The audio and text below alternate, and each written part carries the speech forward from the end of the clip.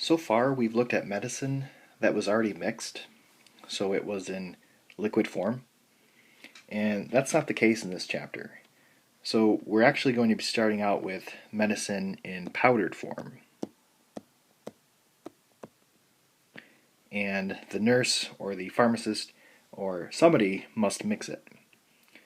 And we're also going to be asked some different types of questions, such as how much liquid to add, what type of liquid, should it be refrigerated, how long is it going to last, and potentially some more. So there's a lot of different non-math questions in this chapter as well.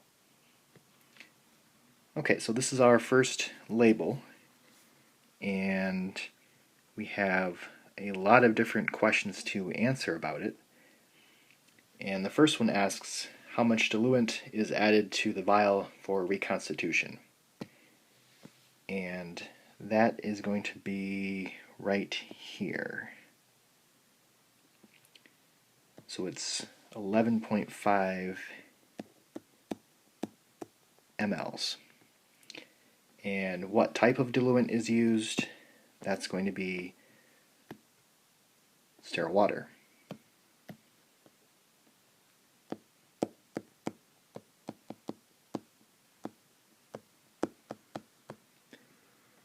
Number 3 says, what is the strength of the prepared solution? So this is the solution strength, or the available, that we've been looking for our proportions in previous chapters. And that's coming from right here. Each 1.5 ml of solution contains 250 mg. So it's that word contains that really is the hint.